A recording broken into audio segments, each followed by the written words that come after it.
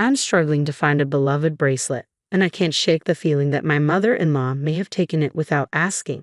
This isn't the first time she's borrowed my things without permission. My husband, Richard, tries to ease the tension by reminding me that the bracelet was a gift from my mother, suggesting I just let it go. It's frustrating that he always seems to side with her, never defending me, which only makes things harder for me. Then things took a turn for the worse. Someone stole Richard's prized luxury car, and I have a strong suspicion about who's behind it. My name is Julie, and I'm 30 years old. Until recently, my life with Richard was blissful. We had just celebrated our first wedding anniversary when everything changed unexpectedly. Both of us work, but I usually finish my tasks early and start dinner while waiting for Richard to come home. One evening, he arrived with shocking news. His mother would be moving in with us indefinitely after the passing of his father. She felt lonely and wanted to be closer to us as she aged. "Wait, she's moving in with us?" I asked, trying to process this sudden shift. Richard nodded. "Yes, it's been hard for her alone. She needs to feel safe and connected." Feeling overwhelmed, I replied, "But you should have discussed this with me first. We have our own lives. Can't we think this over?" Despite my plea, Richard just smiled and shrugged it off. "It's fine. She just wants to be with us and feel secure. I understand she might be lonely and scared, but you made this big decision without consulting me. Couldn't you have at least talked it over with me? Why should I have to explain everything to you?" "She's my mom," he countered. "But that's just it," I retorted, feeling the weight of the situation. "She's your mom, not mine. I have to change everything because of this. Why aren't you considering how I feel?" "It's already decided, just deal with it," he said, shutting down any further discussion. I called after him, trying to reopen the conversation, but he ignored me and walked out, leaving me to simmer in my frustration. How could he unilaterally decide that we'd all live together without even consulting me? I still had to adapt, regardless of my feelings. Richard rarely helps around the house and dismisses the disruption because to him, it's no big deal. After all, it's his mother. We've tried to talk about it, but he always shuts me down, insisting the decision is final. As expected, the following week, my mother-in-law arrived at our house, as if it had been her home all along. I might be able to tolerate the arrangement a bit more if my mother-in-law were a kinder person, but every encounter with her feels strained. She often says hurtful things and treats me poorly, which is why I typically avoid visiting her unless absolutely necessary. Now, suddenly, we were expected to live together. True to form, my mother-in-law began criticizing me from day one. "Julie, did you know I was coming today? There's trash in the corner," she scolded. "I'm sorry, I was working and didn't have time to clean," I explained. "Excuses. Couldn't you have tidied up after work? But then I wouldn't have had time to make dinner." "Oh, come on, stop arguing. How do you even manage being Richard's wife? Be more efficient." I stuttered an apology just 13 minutes into her stay, feeling more overwhelmed than ever. My worries about living with her deepened. Her controlling behavior escalated, constantly stressing me out. Then one day, something unusual happened. I returned home from work to find her greeting me with an uncharacteristically warm smile. "Welcome home," she beamed, which was odd for her. As I hung up my coat, a glint of something shiny caught my eye. It was around her neck. "Wait, is that my necklace?" Unease washed over me as I rushed to my bedroom to check my jewelry box. My fears were confirmed. I confronted her in the living room, where she sat nonchalantly. "That necklace, it's mine, isn't it?" I asked, barely containing my frustration. She smirked. "Oh, you finally noticed. It looks good on me, doesn't it?" Her shameless reply stunned me. "What are you talking about? Please stop using my things without asking. It's not okay." "What's the big deal? It's not like it's going to disappear or anything. Stop complaining and get dinner ready. Richard will be home soon." She dismissed me. As I prepared dinner, she continued to meddle, increasing my stress. That evening, I reached my limit and knew I had to talk to Richard about it. "Hey Richard, can we talk?" I asked as he walked through the door. "What's on your mind?" he inquired casually. "Today, I found your mother wearing my necklace. She never asked for my permission." I took a deep breath, trying to keep my voice steady. "Oh, so you're saying she went to my room, opened my jewelry box, and just took it? Isn't that a bit of an exaggeration?" Richard's skepticism was immediate. "How am I exaggerating? This is exactly what happened," I responded, my frustration brewing. Come on, I'm sure Mom didn't mean any harm. He tried to downplay the situation. A surge of anger washed over me at his automatic defense of her. Struggling to remain composed, I continued, hoping to make him understand. So, you think it's okay for her to just walk into my room and take my things without asking? A normal person would at least say sorry. Well, Mom probably just saw something she liked and grabbed it, he replied dismissively.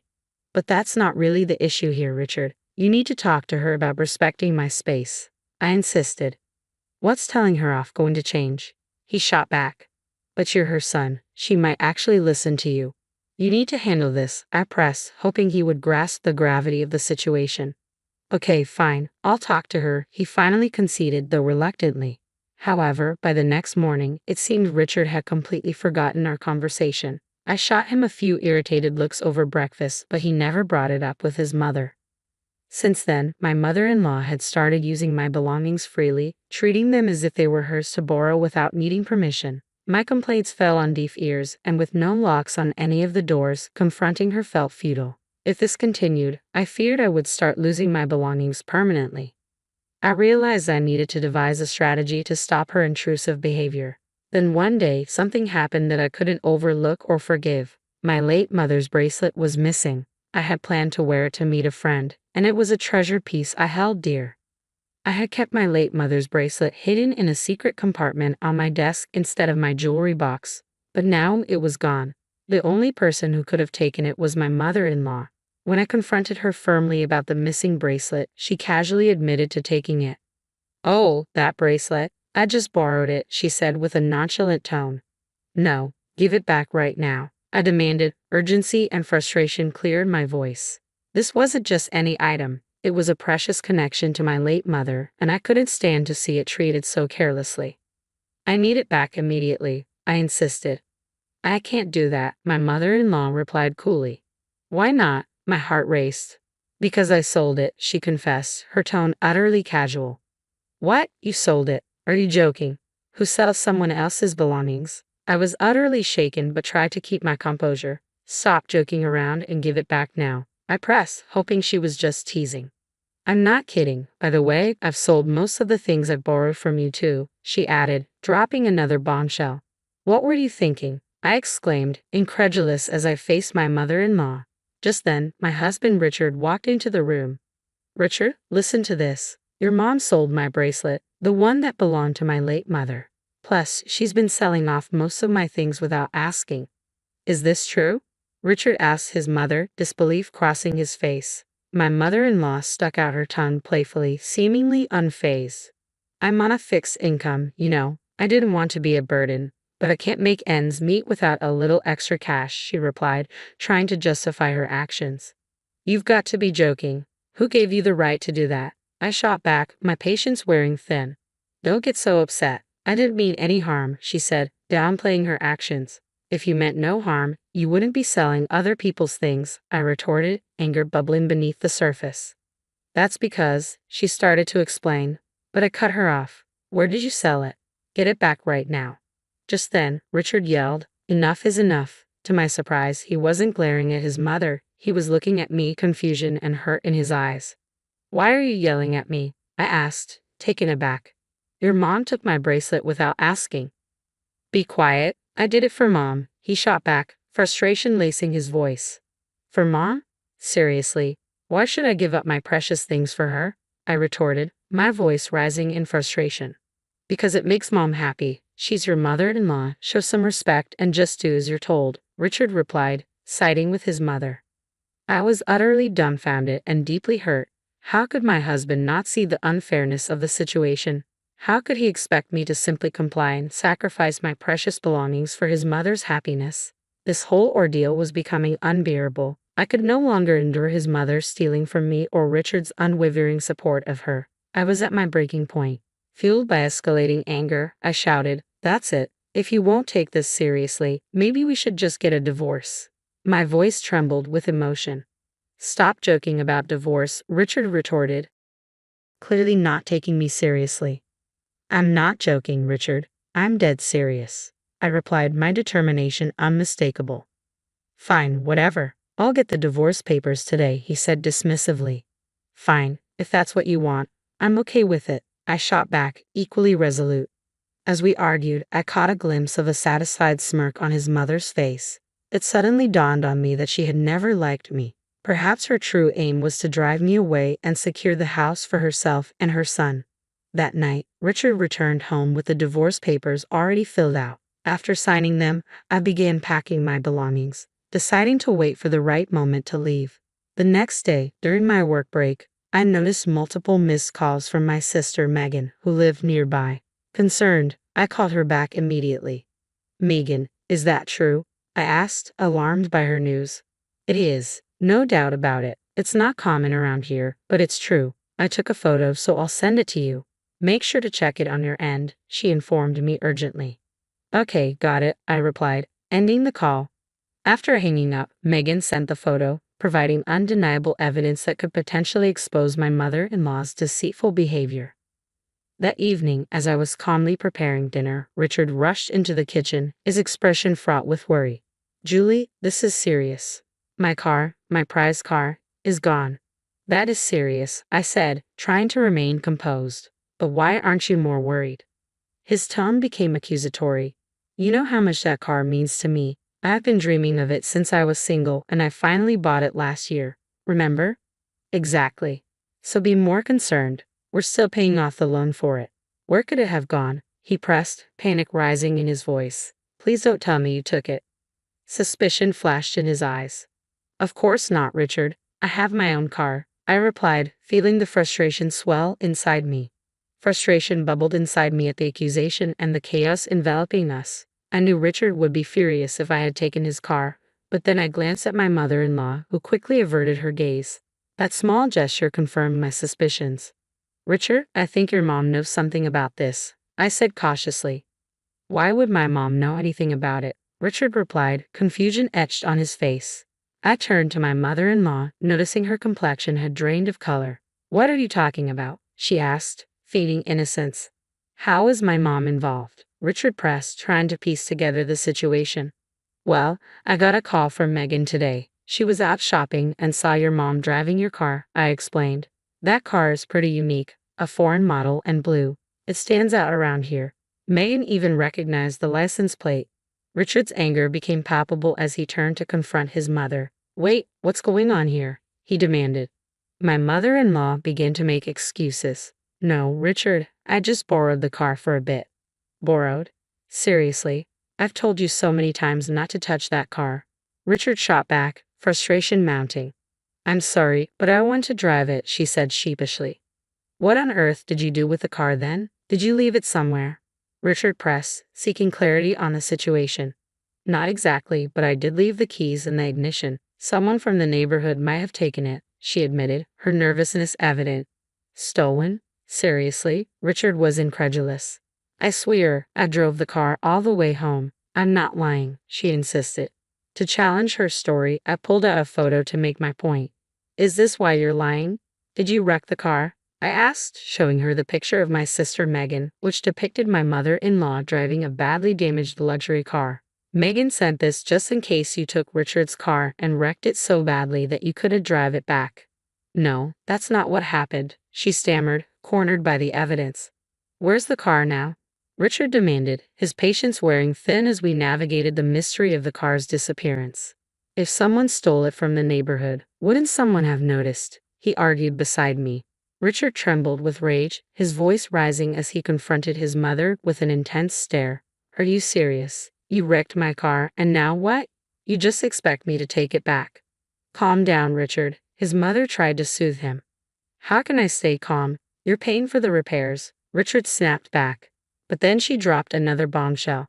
"That's impossible. I've already sold the car," she confessed, her voice shaking with nervousness.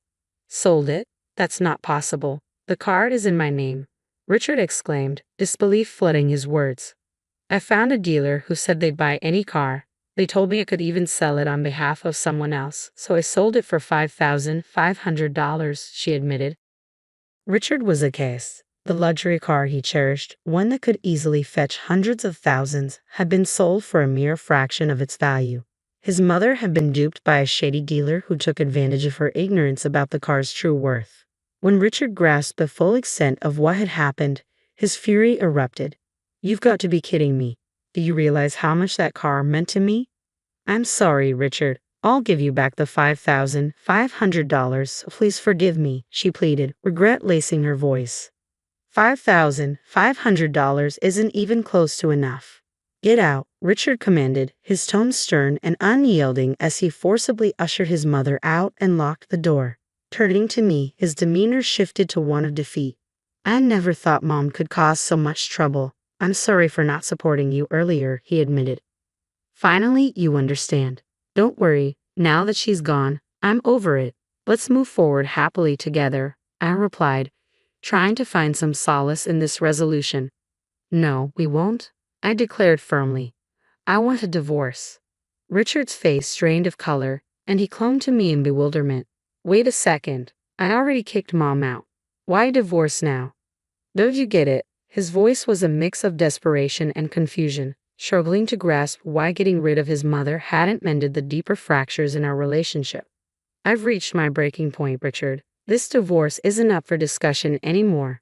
I'm done trying to repair this relationship. Too many times, you've sided with your mom over me, and it's simply not fair." "You're being overly harsh," Richard countered, clearly taken aback by my resolve. "That's ironic coming from you," I shot back. "When I needed your support, you did nothing. It felt like you cared more about your mother's comfort than our marriage. My feelings for you have soared just like they have for her." "Julie, please calm down and rethink this," Richard implored, desperation lacing his voice. "This entire situation stems from your choice to prioritize her over us. Remember that. I'll never forgive you for it." "And what happened to the car?" "You brought this upon yourself," I asserted, my anger palpable.